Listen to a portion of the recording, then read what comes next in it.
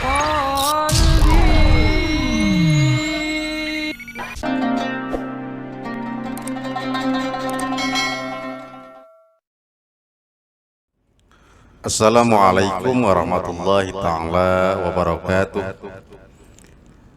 Hamdan wa syukran lillah, salatan wa salaman ala rasulillah wa ala alihi wa sahbihi wa mawala, amma ba'du. Sahabat takwa yang dirahmati oleh Allah subhanahu wa ta'ala, sungguh amat disayangkan dan merugi jika kita sebagai hamba Allah subhanahu wa ta'ala tidak mampu memanfaatkan waktu selama bulan Ramadan dengan sebaik-baiknya. Pada bulan Ramadan, umat muslim selayaknya berjuang dengan sungguh-sungguh untuk meraih kemuliaan dan limpahan pahala dari berbagai macam amaliyah dan ibadah, mulai dari yang wajib maupun ibadah-ibadah sunnah. Dalam kesempatan kali ini, kita akan membahas tentang amaliyah-amaliyah yang bisa kita lakukan pada waktu subuh pada bulan Ramadan dalam rangka meraih kemuliaan dan limpahan pahala dari Allah subhanahu wa ta'ala.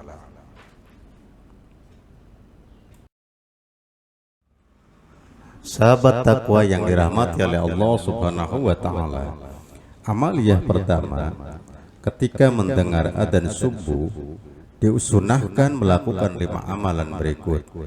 Pertama, mengucapkan seperti apa yang diucapkan oleh muazzin. Yang kedua, bersolawat kepada Nabi Sallallahu Alaihi Wasallam setelah mendengar adzan.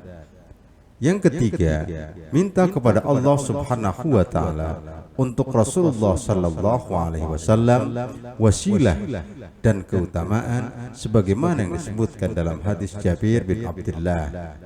Yang keempat, membaca asyhadu an la ilaha illallah wahdahu la syarikalah wa anna muhammadan abduhu wa rasuluh raditu billahi rabba wa bi muhammadin rasula wa bil islami dina, sebagaimana disebutkan dalam hadis Sa'ad bin Abi Waqqas. Yang kelima, disunahkan kita memanjatkan berbagai macam doa sesuai dengan keinginan kita sebagaimana dijelaskan oleh Imam Ibnul Qayyim.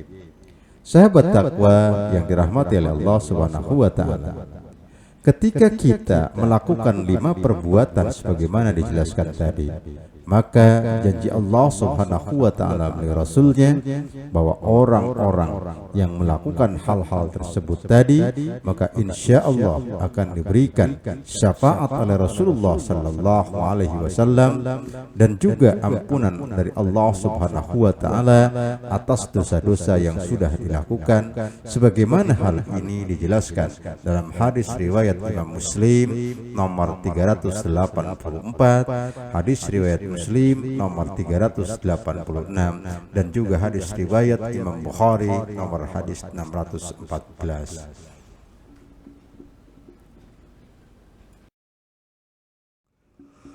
Sahabat takwa yang dirahmati oleh Allah subhanahu wa ta'ala, amaliyah kedua, melaksanakan sholat sunnah fajar atau qobliyah subuh sebanyak 2 rakaat. Nabi Sallallahu Alaihi Wasallam benar-benar perhatian pada sholat sunnah fajar. Dari Aisyah radhiyallahu anha, ia menyatakan, lam yakunin Nabi Sallallahu Alaihi Wasallam ala syai'in minan nawafil ashadda ta'ahudaan minhu ala raqatil fajr. Tidak ada sholat yang Nabi Sallallahu Alaihi Wasallam sangat perhatian padanya selain 2 rakaat qobliyah subuh. Hadis riwayat Imam Bukhari dan Imam Muslim nomor 1169 dan 724. Keutamaan sholat ini adalah lebih baik dari dunia dan seisinya. Dari Aisyah radhiyallahu anha, yang menyatakan, raqatul fajri khairun minad dunya wa ma fiha. 2 rakaat salat sunnah fajar lebih baik daripada dunia dan seisinya. Hadis riwayat Imam Muslim nomor 725. Dalam riwayat yang lain disebutkan, lahuma ahabbu ilayya minad dunya jami'a. 2 rakaat salat sunnah fajar lebih aku sukai daripada dunia dan semuanya. Adapun tata cara dan pelaksanaan yang dilakukan oleh Rasulullah Sallallahu Alaihi Wasallam dalam melakukan salat sunnah fajar atau qabliyah subuh itu adalah Nabi Sallallahu Alaihi Wasallam biasa membaca surah Al-Kafirun dan Al-Ikhlas sebagaimana dijelaskan dalam hadis di bawah ini. An Ibnu Umar radhiyallahu anhu qala Ramaktu Nabiya sallallahu alaihi wasallam syahran fakana yaqra'u fi rak'ataini qabla al-fajri qul ya ayyuhal kafirun wa qul huwallahu ahad. Dari Ibnu Umar radhiyallahu anhu, ia berkata, aku telah memperhatikan Nabi sallallahu alaihi wasallam selama sebulan. Beliau bisa membaca pada 2 rakaat qabliyah subuh dengan surah Qul ya ayyuhal kafirun, yakni Quran surat Al-Kafirun, dan surah Qul huwallahu ahad, yaitu surah Al-Ikhlas. Hadis riwayat Imam Tirmidzi, hadis riwayat Imam Ibnu Majah nomor 1149. Sahabat takwa yang dirahmati oleh Allah Subhanahu wa taala, amaliyah ketiga melaksanakan sholat subuh berjamaah di masjid bagi laki-laki dan berusaha mendapatkan takbir pertama bersama imam di masjid. Sedangkan sholat terbaik bagi wanita adalah di rumah, bahkan di dalam kamarnya. Hal ini dijelaskan dalam berbagai hadis Rasulullah Sallallahu Alaihi Wasallam. Salatul jama'ati afdalu min salatil fardhi bi 27 darajatan. Salat jamaah lebih baik 27 derajat dibanding salat sendirian. Hadis riwayat Bukhari nomor 645 dan riwayat Imam Muslim nomor 650. Dalam hadis yang lain dijelaskan dari Anas bin Malik radhiyallahu anhu, Rasulullah sallallahu alaihi wasallam bersabda, "Man shalla lillahi arba'ina yawman fi jama'atin yudrikhu takbiratul ula kutibat lahu bara'atun minan nar wa bara'atun minan nifaq."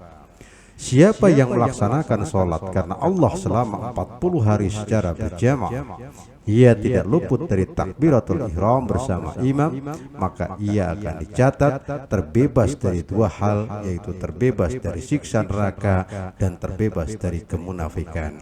Hadis riwayat Tirmidzi nomor 241. Dan juga hadis ini dinyatakan hasan oleh Syekh Al-Albani. Adapun wanita tidak wajib berjamaah di masjid, bahkan lebih afdol sholat di rumah, dan pahalanya bisa mengalahkan sholat di masjid walaupun sholat di rumahnya hanya sendirian. Hal ini dijelaskan oleh Rasulullah Sallallahu Alaihi Wasallam dalam hadis dari Ummu Salamah yang diriwayatkan oleh Imam Ahmad. Khairu masajidin nisa'i qa'ru buyutihinna, sebaik-baik masjid bagi para wanita adalah di bagian dalam rumah mereka.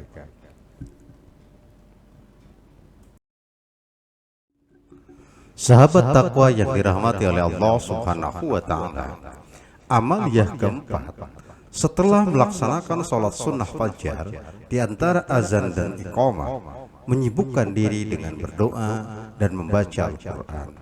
Kenapa demikian?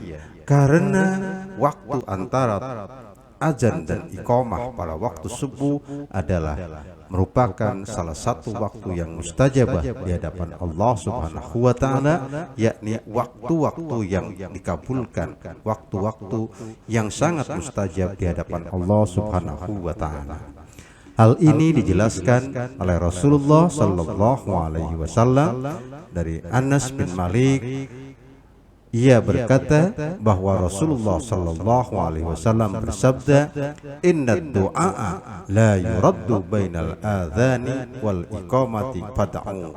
Sesungguhnya doa yang tidak tertolak adalah doa antara azan dan iqamah, maka berdoalah kala itu.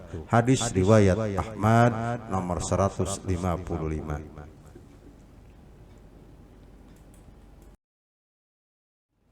Sahabat takwa yang dirahmati oleh Allah Subhanahu wa taala, amaliyah kelima Setelah sholat subuh, berdiam di masjid untuk berzikir seperti membaca zikir pagi petang, membaca Al-Quran dengan tujuan menghatamkannya dalam sebulan, atau mendengarkan majlis ilmu hingga matahari meninggi kira-kira 15 menit setelah matahari terbit. Ketika matahari meninggi tadi, lalu melaksanakan sholat isyraq sebanyak 2 rakaat yang dijanjikan pahalanya, yakni mendapatkan pahala haji dan umroh yang sempurna atau yang mabrur di hadapan Allah Subhanahu wa Ta'ala. Hal ini dijelaskan oleh Rasulullah Sallallahu Alaihi Wasallam dalam sebuah hadis dari Anas bin Malik radhiyallahu an. Rasulullah sallallahu alaihi wasallam bersabda, "Man shallal ghadata fi jama'atin summa qa'ada yadhkurullaha hatta tatlu asy-syamsu thumma shalla rak'ataini kanat lahu ka ajri hajjatin wa umratin." Qala Rasulullah sallallahu alaihi wasallam, tamatin. Barang siapa yang melaksanakan sholat subuh secara berjamaah, lalu ia duduk sambil berzikir kepada Allah hingga matahari terbit, kemudian ia melaksanakan sholat 2 rakaat, maka ia seperti memperoleh pahala haji dan umrah. Beliau bersabda, pahala yang sempurna. Hadis riwayat Tirmidzi nomor 586. Sahabat takwa yang dirahmati oleh Allah Subhanahu wa Ta'ala, demikianlah bahasan kita dalam kesempatan yang berbahagia ini. Mudah-mudahan ada manfaatnya. Mohon maaf atas segala kekurangannya. Nasrum minallah wa fathun qarib. Wassalamualaikum warahmatullahi wabarakatuh.